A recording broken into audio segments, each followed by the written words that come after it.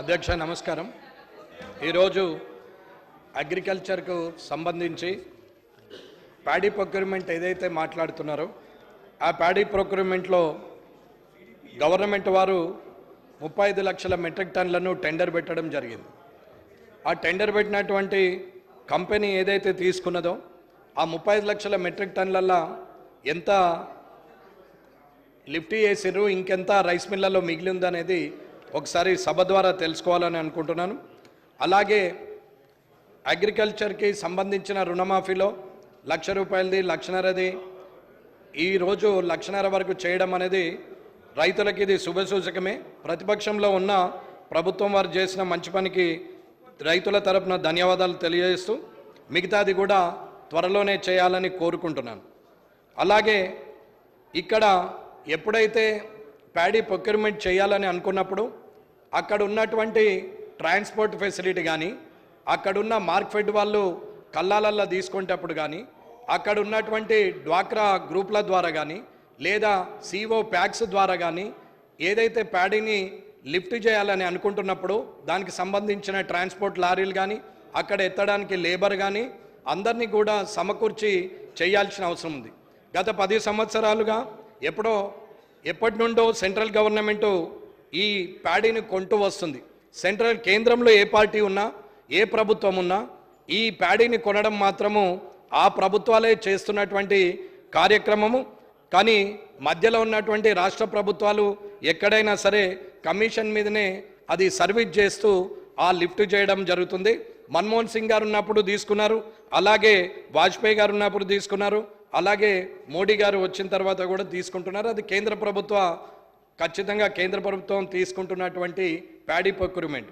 దీంట్లో ఇవన్నీ కూడా ఎఫ్సిఐ నుంచి మొదలు పెడితే మార్కెట్ కానీ, రెవెన్యూ సంబంధించిన వాళ్ళు కానీ, అక్కడున్న సిఓ ప్యాక్స్ కానీ అందరూ కూడా కలిసి ఎక్కడైతే రైతుల నుంచి పంట కల్లాలకు వస్తుందో ఆ కళ్ళం నుండి ఎత్తే ప్రయత్నంలో ఒక్కరోజు లారీ వెయిటింగ్ ఉండేటట్టు చూసి అక్కడి నుండి తీసుకురావాల్సిన అవసరం ఉంది. రైస్ మిల్లర్స్ అని అడిగితే పెట్టెలో ఆల్రెడీ నింపింది ఉన్నది, ఆల్రెడీ గోడౌన్ నిండింది, మా కళ్ళాల్లో కూడా పడ్డది, వర్షం పడితే మాకు ఇబ్బంది అవుతుంది, లారీ అక్కడి నుంచి లిఫ్ట్ కావట్లేదు, ప్యాడీ లిఫ్ట్ చేస్తే తప్ప మేము తీసుకోలేమని రైస్ మిల్లర్స్ అంటారు. కళ్ళాల్లో అడిగితే లేబర్ లేరంటారు, రెవెన్యూలను అడిగితే ట్రాన్స్పోర్ట్ దొరకలేదని అంటారు. ఇది గత ప్రభుత్వంలో అదే జరిగింది. మొన్నటికి మొన్న వచ్చినటువంటి పంట కూడా యాసంగి పంటలో కూడా జరిగినటువంటి సమస్య అదే. సరే, అప్పుడు అందరము ఎలక్షన్లో బిజీ ఉండడం వల్ల రైతులకు ఇన్కన్వీనియంట్ జరిగింది కాబట్టి అది ఇంకొకసారి తిరిగి అలాంటి పరిస్థితి రాకూడదనేది ఆలోచించి అగ్రికల్చర్ డిపార్ట్మెంట్ వారు దయచేసి దీని మీద నిర్ణయం తీసుకోవాలని కోరుకుంటున్నాను. రెవెన్యూకు సంబంధించి ఇప్పటి వరకు కూడా రెవెన్యూ డిపార్ట్మెంట్లో విఆర్ఏలు విఆర్ఓలు లేకుండా గ్రామీణ పరిస్థితి చాలా దరిద్రంగా తయారైపోయింది. ధరణి వచ్చిన తర్వాత ఎప్పుడో ఉన్నటువంటి భూములు అవి మొటేషన్ చేసుకోక సాదా బైనామాల మీద కానీ పాస్బుక్ల ద్వారా తీసుకున్నా అక్కడ ఆర్ఓఆర్లో మొటేషన్ చేసుకోకుండా ఉండడం వల్ల అమ్మినటువంటి తాతలమ్మిన భూములు కూడా తిరిగి వాళ్ళ పేరు మీదనే ధరణిలో రావడం వల్ల అక్కడ ఉన్నటువంటి మిస్టేక్స్ వల్ల అవి భూములు గందరగోళం అయిపోయింది, ఒకరి పేరు మీద ఒకరికి మారింది. మాడ్యూల్స్ 33 ఉన్న తెలంగాణ ధరణిలో టీఏ మాడ్యూల్ 33 ఉన్నా కానీ అందులో నుంచి అవి మార్పులకు చేర్పులకు కనీసం ఎంఆర్ఓలకు కానీ ఎవరికి అధికారం లేదు. సీదా collector to chief secretary to CMO. ఇది తప్ప ధరణిలో ఎవరికి మార్పులు చేర్పులు చేసే పరిస్థితి లేదు. ధరణి మీద కమిటీ వేసామని చెప్తున్నారు. ఇప్పటికి కూడా ప్రజలకున్న ఆస్తులు మొత్తం రెవెన్యూ కంట్రోల్లో ఉన్నాయి. రైతులకు సంబంధించిన ఆస్తులు భూముల రూపకంగా ఉంటాయి. ఈ రూపకంగా ఉన్నటువంటి భూములు ఆ ధరణి ద్వారా ప్రతి ఒక్కరికి ఇబ్బంది అవుతున్నది. త్వరలోనే దీన్ని తొందరగా చేసి పెట్టాలనేది నా ఆలోచన. ఇకపోతే పంచాయతీరాజ్ డిపార్ట్మెంట్లో కొత్తగా మండలాలు ఏర్పాటు చేశారు. ఈ మండలాల్లో కనీసము అక్కడ ఉన్నటువంటి ఎండిఓ తప్ప వేరే స్టాఫ్ లేదు, ఫర్నిచర్ లేదు, ఆ బిల్డింగులు లేవు, ఇన్ఫ్రాస్ట్రక్చర్ లేదు. కానీ మండలం అయితే ఏర్పడింది. వాళ్ళకి కనీసము పాతయి కళ్యాణలక్ష్మి చెక్కులు ఇవ్వాలన్నా కానీ ఆ కళ్యాణలక్ష్మి లాగిన్ కూడా ఇప్పటి వరకు ఇవ్వలేదు. ఆల్రెడీ చెక్కులు రావాల్సిన వాళ్ళు కూడా పాత గవర్నమెంట్ చెక్కులు రావాల్సినటువంటి ఈ ప్రభుత్వంలో కూడా అవి ఇంకా పెండింగ్లోనే ఉన్నాయి. కాబట్టి ఆ కొత్తగా ఏర్పడినటువంటి మండలాలకి ఖచ్చితంగా లాగిన్ ఎండిఓ గారికి ఇవ్వాలని చెప్పి నేను కోరుకుంటున్నాను. అట్లాగే ఇప్పటి వరకు ఎక్కడైతే ఈ విఆర్ఏలు విఆర్ఓలు అందరికి కూడా గౌరవ ముఖ్యమంత్రి గారు, గౌరవ ఫైనాన్స్ మినిస్టర్ గారు, రెవెన్యూ మంత్రి గారు, శ్రీధర్ బాబు గారు అందరూ మంత్రులను కలిశారు, అందరు ఎమ్మెల్యేలను కలిశారు, విప్పులను కలిశారు. విఆర్ఏలు ఎవరైతే 55 నుంచి 61 ఏళ్ళు ఏదైతే ఉన్నారో రిటైర్మెంట్కు దగ్గరగా ఉన్నటువంటి విఆర్ఏ వ్యవస్థలో ఉన్నటువంటి వ్యక్తులకు, వారి కుటుంబ వ్యక్తులకు ఉద్యోగాలు ఇవ్వాలని చెప్పేసి గత ప్రభుత్వంలో చెప్పారు. ఈసారి ఎలక్షన్లప్పుడు ఇప్పుడున్న ప్రభుత్వం కూడా వారికి మాట ఇచ్చింది. గౌరవ ముఖ్యమంత్రి రేవంత్ రెడ్డి గారు కూడా వారికి మాట ఇవ్వడం జరిగింది. వారందరూ మంత్రులను కూడా కలవడం జరిగింది. కాబట్టి వాళ్ళందరూ కూడా దళితులే, వారందరికి కూడా ఇబ్బందికరమైన వ్యవస్థ ఉంది. పాపము వాళ్ళందరూ కూడా ఉద్యోగం లేక రోడ్డు మీద పడిపోయే పరిస్థితి వచ్చింది. కాబట్టి ఇది ఇంకా నాంచితే ఇలాగే సమయం దూరమైతా ఉంటే వారి కుటుంబ సభ్యులకి ఆ ఉద్యోగం ఇచ్చే పరిస్థితి చేయి దాటిపోతుందనే బాధతోని వాళ్ళందరూ తిరుగుతున్నారు. కాబట్టి ఆ విఆర్ఏలు ఎవరైతే ఉన్నారో అబ్జర్వ్ ఏదైతే డిపార్ట్మెంట్లలో వేసిరో వాళ్ళు 55 నుంచి 61 సంవత్సరంలో రిటైర్మెంట్కి ఉన్నారో వారి కుటుంబ సభ్యులకు మీరు ఖచ్చితంగా ఉద్యోగాలు ఇవ్వాలని చెప్పి మీరు మాట ఇచ్చినటువంటి ఫొటోస్ కానీ వారు మీతో కలిసినటువంటి రిప్రజెంటేషన్స్ కానీ అన్నీ ఇస్తున్నారు. ఒక నాకే కాదు, అసెంబ్లీకి వస్తున్న అందరూ అధికార పార్టీ ప్రతిపక్ష పార్టీ మాకు అందరికి కూడా ఇస్తున్నారు. ఎవరన్నా ఒకరు మా విషయం మాట్లాడితే కనీసం మాకుంటుందని దయచేసి వాళ్ళకి మీరు ఖచ్చితంగా ఆ కుటుంబ సభ్యులకి మీరు తిరిగి ఉద్యోగం ఇవ్వాలని కోరుకుంటున్నాను. అట్లాగే విఆర్ఏ విఆర్ఓ వ్యవస్థ గ్రామీణ వాతావరణంలో గ్రామంలో ఎవరైతే అడుగున ఉన్నటువంటి ఉద్యోగస్తులు ఎవరైతే ఉంటారో గ్రామ స్థాయిలో వారు ఉన్నప్పుడే పరిపాలన సౌలభ్యం ఉంటుంది. జిల్లాకు ఒక కలెక్టర్ ఉండొచ్చు, జిల్లాలు 33 చేయొచ్చు, జిల్లాకు ఒక ఎస్పీ కావచ్చు, ఒక్క కాన్స్టిట్యున్సీకి ఒక జిల్లా చేయొచ్చు, కాదని నేను అనట్లేదు.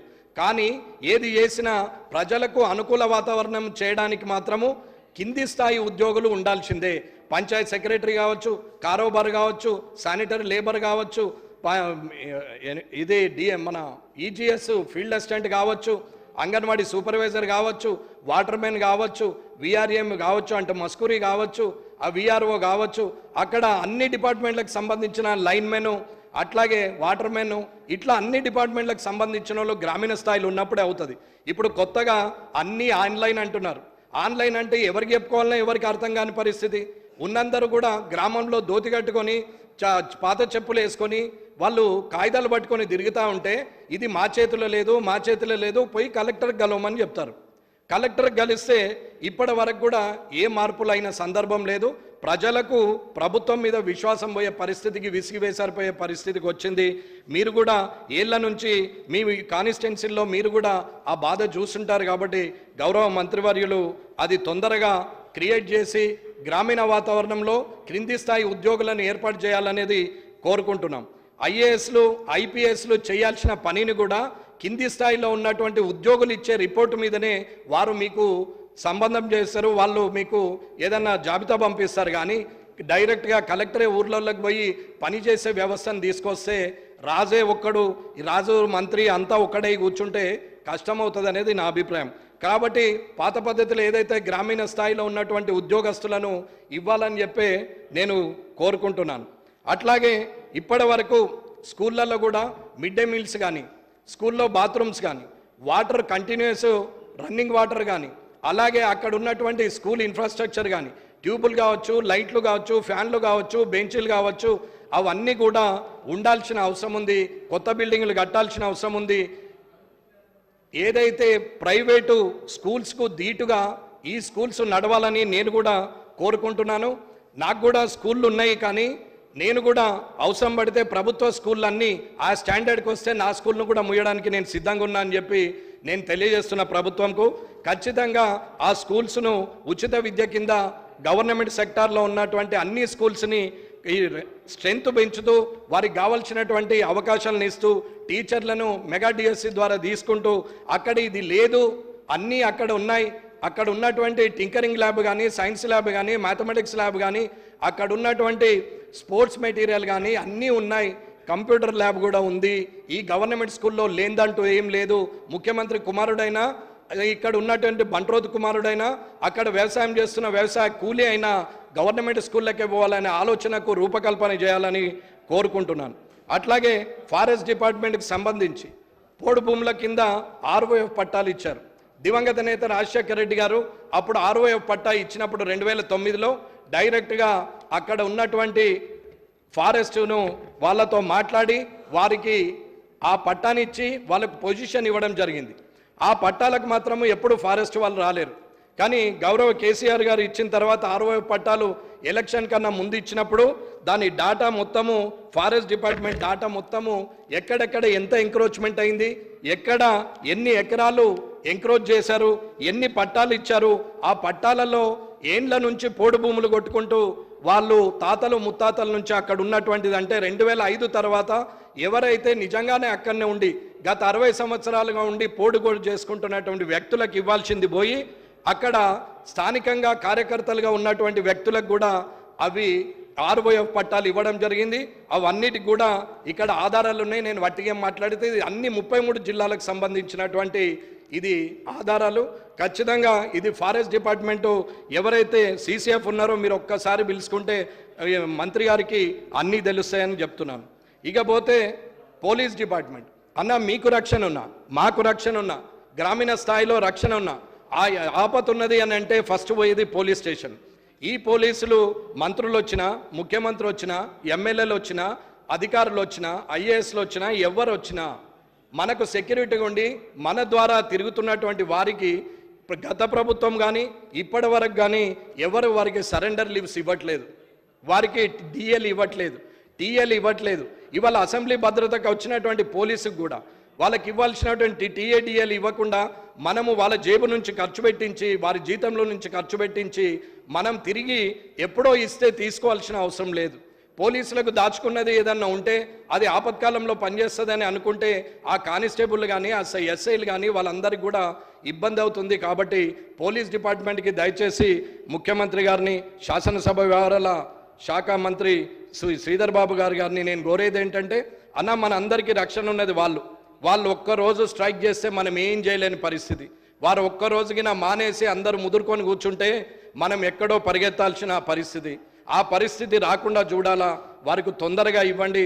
ఖచ్చితంగా ఏవైనా ఇంకా వేరే యాప్ అయినా సరే పోలీసులకు మాత్రము అది ఇచ్చేయాలని చెప్పి నేను కోరుకుంటున్నాను. పోలీసులు అంటే నాకు ప్రేమ ఉన్నది అనేది కాదు, కానీ పోలీసులు ఇస్తున్నటువంటి భద్రత వల్ల వారు అభద్రతా భావానికి ఆర్థికంగా ఉండద్దు అనేది అధ్యక్షుల ద్వారా నేను మంత్రివర్యులకు తెలియజేస్తున్నాను. కాబట్టి అలాగే ఇప్పటి వరకు జోనల్ ప్రమోషన్స్ ద్వారా ఏవైతే జోనల్లు పెట్టిరో, ఇంతకుముందు ఆదిలాబాద్ నుంచి ఇటు మెదక్ వరకు ఉండేది, అక్కడ ఆదిలాబాద్, నిజామాబాద్, మెదక్ అనుకుందాం. అలాగే ఇప్పుడు ఏమైంది, కామారెడ్డి నుంచి అటు కరీంనగర్, సిరిసిల్ల, రాజన్న సిరిసిల్ల జోన్ చేశారు. ఈ జోన్ చేయడం వల్ల పోలీసులకు ఏవైతే ప్రమోషన్స్ రావాలనో అవన్నీ తేడా అయిపోయి రావాల్సిన వాళ్ళకి రావలేదు. ఎవరైనా ఒక్కసారి దాన్ని కూడా జోనల్ దాన్ని కూడా రీసెటిల్ చేయాలని కోరుకుంటూ 3170 కానీ జీవో 46 కానీ ఇవన్నీ కూడా ఉద్యోగస్తులకు చాలా ఇబ్బంది ఉంది, చదువుకున్న యువతకు కూడా ఇబ్బంది ఉంది. కాబట్టి మీరు అందరూ కూడా దాన్ని 317ను కూడా ముఖ్యమంత్రి గారు రీసెటిల్ చేస్తామని చెప్పారు. తిరిగి పునరాలోచించి అది కూడా చేయాలని అనుకుంటున్నాం. అలాగే ఎక్స్ ఎమ్మెల్యేలు, ఎక్స్ ఎంపీలు, ఎక్స్ ఎంపీలు ఉన్నారు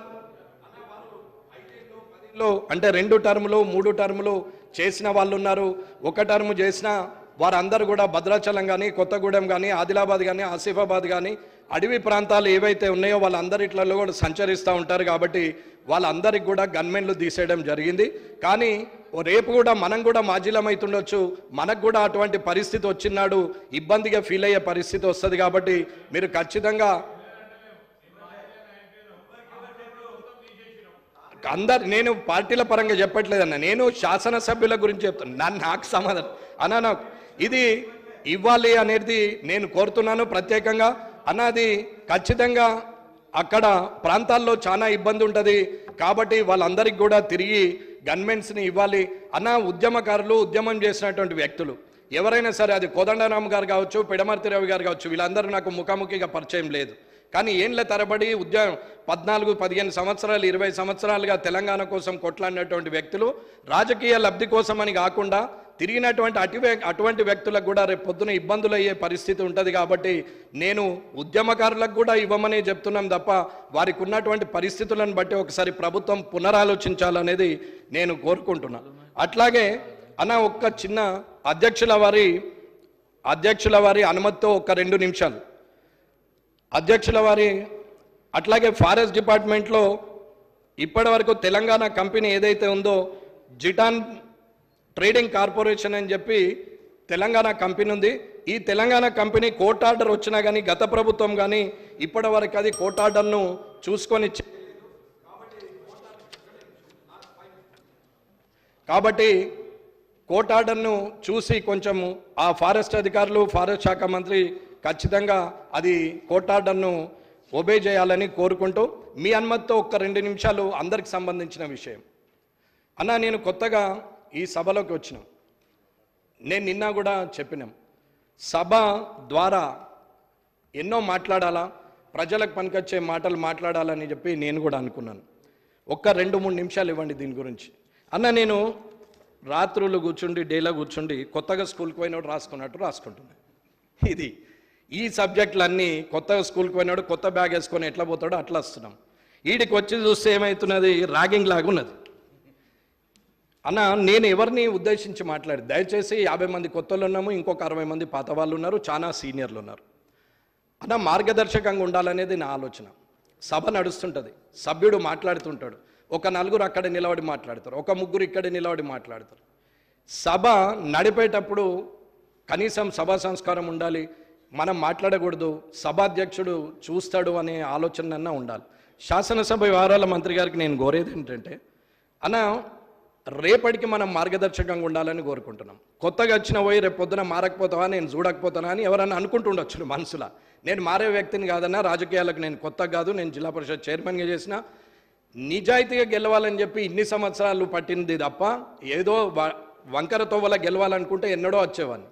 కానీ ఇవాళ కూడా అందరూ కష్టపడే వచ్చినా ఇక్కడికి వచ్చిన తర్వాత మారుతున్నారా, లేకపోతే ప్రజల్లో మాట్లాడే మాటకు అక్కడున్న సీరియస్నెస్ ఇక్కడ ఉండదా అనేది నాకు అర్థం కావట్లేదు. అన్న ఒక సభ్యుడు మాట్లాడుతూ ఉంటారు, మొన్న పెద్ద ఆయన అన్నాడు, నేను మాట్లాడేటప్పుడు ఎవరు ఉండరు అందరు పోతారు, నేను అయినా సరే రికార్డులో ఉంటుందని మాట్లాడాల్సి వస్తున్నది అని చెప్పిండు. అన్న సభలో ఉన్న సభ్యులు అందరూ కూడా వింటే మాట్లాడే వ్యక్తికి ఉత్సాహం ఉంటుంది, మాట్లాడిన మాటకు విలువ ఉంటుంది. నోటైన మాట మీ ద్వారా ఉన్న ఇక్కడ 119 మంది ద్వారా అన్ని నియోజకవర్గాలకు వెళ్ళే పరిస్థితి ఉంటుంది. అది చేయాల్సింది పోయి అందరం ఇష్టం ఉన్నట్టే వెళ్ళి వస్తున్నాం. సరే టీ బ్రేక్ అని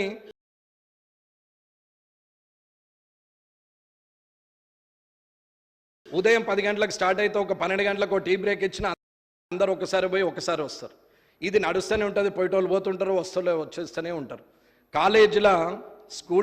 కాలేజీలో ఇంటర్మీడియట్ పిల్లల్ని చూసినట్టు అవుతున్నది తప్ప టీచర్ అటు చూసేసరికి ఒక పీరియడ్ అటెండ్ ఈయనకెళ్ళి వెనక డోర్లోకి వెనకకి వెళ్ళిపోయినట్టున్నది. ఇది పరిస్థితి అన్న నేను ఎవరిని అవమానించట్లేదు. ఈ సభ అంటే నాకు గౌరవం, ఇది చట్టసభ. ఈ చట్టసభలో ఖచ్చితంగా అందరం గౌరవంగా ఉండాలా. రేపు పొద్దున రాజకీయాలు నేను కక్ష ద్వేషాలతో ఉండాలని నేను కోరుకోవట్లేదు. అందరితోని మంచే ఉండాలి, కానీ మంచిని మంచి అనాలా, చెడుని చెడు అనాలా. అన్న ఇవాళ రుణమాఫీ ఉంది, నాకు అవసరం లేదు, నేను రావద్దని అనుకోవచ్చు, కానీ అది కాదు. చేస్తుంది మంచి పని, ఏ పార్టీ అనేది అనవసరం. ప్రభుత్వంలో ఒక సభ్యుడిగా ఉన్నాం, ఆ ప్రభుత్వం నాది, ఇది కాంగ్రెస్ ప్రభుత్వం అని మీరు అనుకుంటుండొచ్చు, కానీ ఇది తెలంగాణ రాష్ట్ర ప్రభుత్వం అని నేను అనుకుంటున్నాను. ఈ రాష్ట్ర ప్రభుత్వంలో 119 మంది సభ్యులం ఉన్నాం. ఈ ప్రభుత్వం మనందరిది. ఈ ప్రభుత్వం చేసే కార్యక్రమాలల్లో పోవాలా, కూర్చోవాలా. అక్కడ సోనియా గాంధీ గారిదో, రాజీవ్ గాంధీ గారిదో, రాహుల్ గాంధీ గారిదో మీరు ఫోటో పెడితే మేము వెళ్ళొచ్చేస్తుండే. కానీ అక్కడ ముఖ్యమంత్రి గారిది ఉంది, అక్కడ వ్యవసాయ శాఖ మంత్రి గారిది ఉంది, ఫైనాన్స్ మినిస్టర్ది ఉంది, కానీ ఇంకేది లేదు. అంటే ఇది రాష్ట్ర ప్రభుత్వము అని అనుకుంటున్నాం. మీరు కూడా అలాగే ఆలోచించమని చెప్తున్నా తప్ప నేను వేరే దాని గురించి ఏం మాట్లాడట్లేదు. తిట్టుకోవడం ఎంతసేపు అన్నా సెటైర్లు 100 వేస్తా నేను కూడా, బయట నా అంత సెటైర్లు ఎవరు వేయనేయ్యరు, కానీ నేను అట్లా వేయను. ఎందుకు అనంటే మాట మాట్లాడడం, అరవడం, ఎదుటోళ్ళ మీద కామెంట్ చేయడం, అక్కడ మాట్లాడుతుంటే ఇక్కడ అడవడం, ఇక్కడ మాట్లాడితే ఇక్కడ అరవడం అనేది నడుస్తూ ఉండని రోజులు. ఏం లాభం, ఏమవుతుంది అనేది నా ఉద్దేశం. ఇకపోతే ఇప్పటి వరకు కూడా సభ గురించి నేను తప్పుగా మాట్లాడలేదు. ఇది కూడా నేను ఎందుకు మీ ద్వారా నేను ఎందుకు చెప్పాల్సి వస్తుందంటే, నేను మీడియా పాయింట్ మీద మాట్లాడినాం, ఇక్కడ మాట్లాడలే పరిస్థితి లేక, అంటే అలవాటు కావాలి. ఒకసారి ఇక్కడ మాట్లాడితే రెండోసారి నాకు స్టార్టింగ్ ట్రబుల్ ఉండదు కాబట్టి సరే అక్కడ మాట్లాడినప్పుడు కనీసం మార్పు వస్తుంది అనుకున్నాం, పేపర్లో వచ్చింది. నన్ను నేను ఏదో గొప్పగా అనుకుంటుండేమోని మీరందరూ అపార్థం చేసుకుంటారేమోని నేను ఇందులో మాట్లాడడానికి మళ్ళీ చెప్పాను తప్ప ఇంకా వేరే ఉద్దేశం లేదు. ఎక్కడైనా ఏదైనా సరే ఇది ఒక్కసారి గౌరవ శాసనసభ్యులందరూ కూడా మనం రేపటి మనం ఉంటాం పోతాం, రేపు పొద్దున ఎంతోమంది ఉన్నారు, ఎంతోమంది రాజకీయ నాయకులు వచ్చారు. టక్కన చెప్పమంటే 5-6 పేర్లకు ఎక్క చెప్పలేము. ఆ 5-6లో మనముందాము అనేది మన ఆలోచన. ఆ 5, 6 నంబరో 7 నంబరో 10 నంబరో మనం ఉండాలనేది ఆలోచన తప్ప ఏం లేదు. ఈ 2024 నుంచి ఏదైతే ఈ శాసనసభ ఉందో, ఈ 3వ శాసనసభ ఉందో, ఇది ఎల్లకాలం తెలంగాణ ఉన్నన్ని రోజులు, తెలంగాణలో జనం ఉన్నన్ని రోజులు, ఈ శాసనసభ ఉన్నన్ని రోజులు ఈ 119 మంది గురించి గొప్పగా చెప్పుకోవాలనేది నా కోరిక. ధన్యవాదాలు. డాక్టర్ పర్ణిక